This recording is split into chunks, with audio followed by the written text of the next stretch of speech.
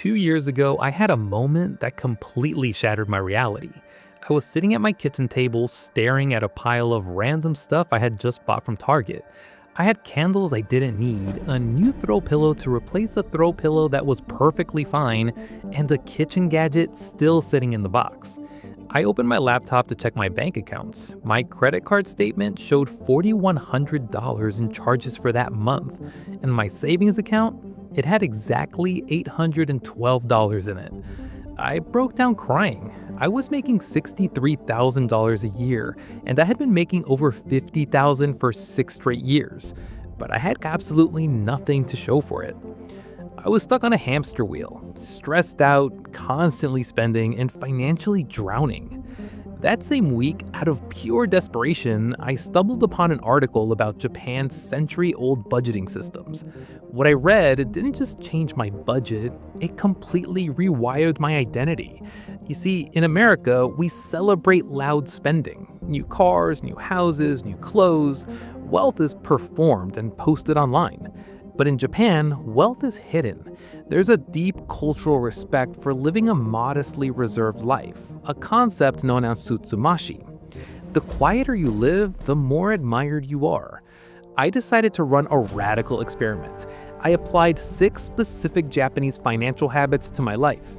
I didn't get a raise, I didn't start a crazy side hustle, but in just 12 months, my savings account went from $812 to over $19,000. Same job, same apartment, completely different operating system.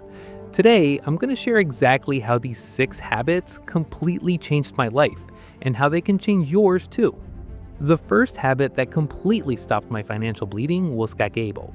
Invented in 1904 by Japan's first female journalist, it is simply a handwritten household ledger. For years, I had tried downloading fancy budgeting apps, but I would abandon them within weeks. When you tap a credit card or use Apple Pay, the transaction is frictionless. Your brain barely registers that money just vanished.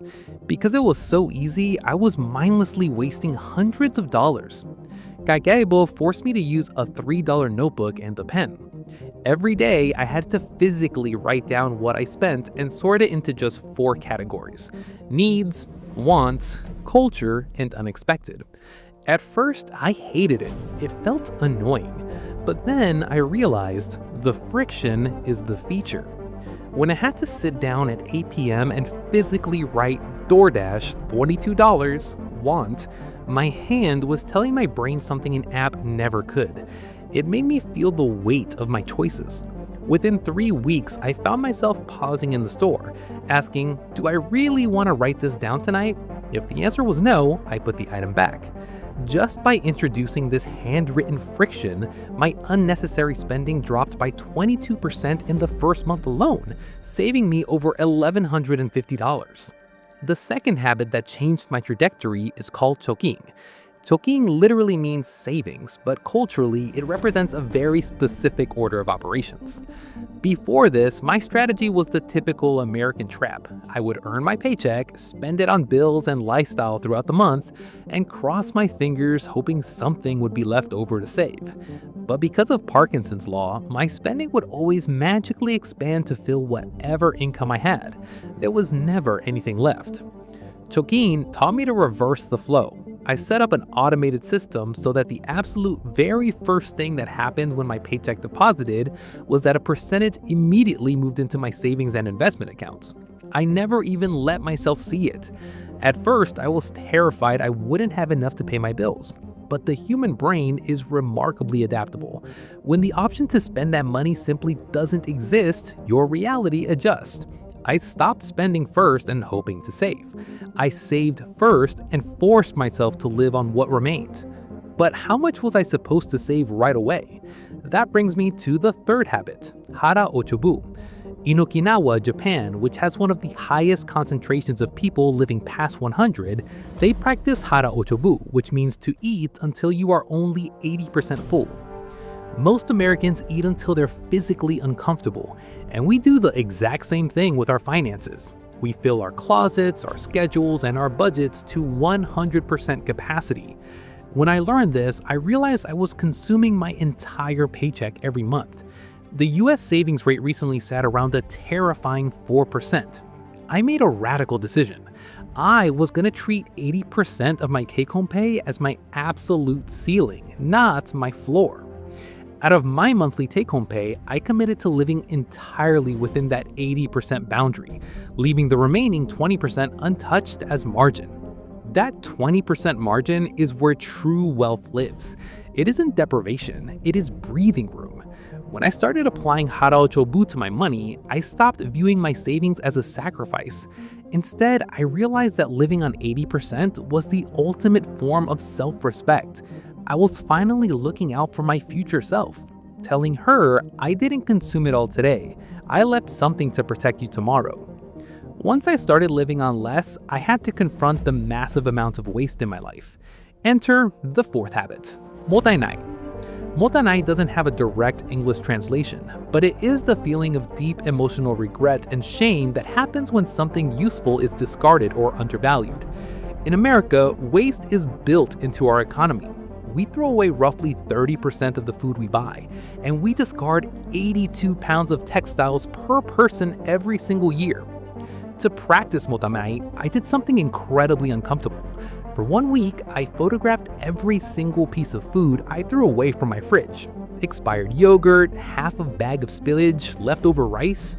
I realized I was literally throwing away $40 a week, which is over $2,000 a year straight into the garbage. It made me sick. I instantly changed my behavior. I started freezing my leftovers the same day instead of lying to myself that I'd eat them.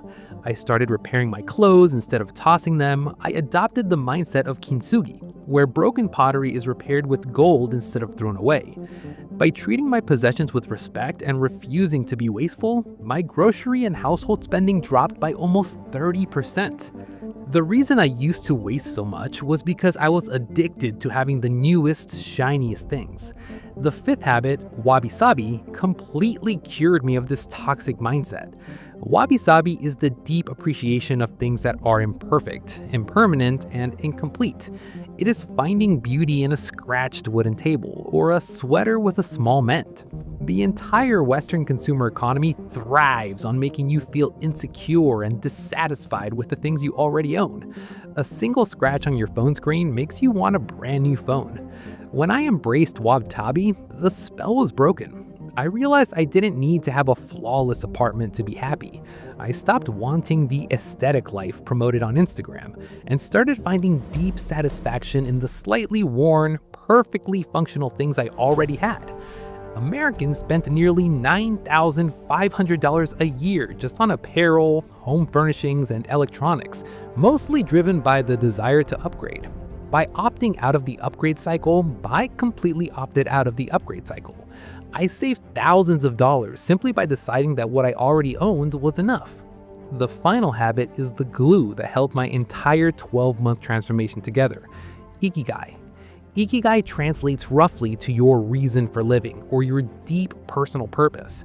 Before this journey, I had absolutely no idea what my money was actually for. I just spent it because something looked appealing in a store.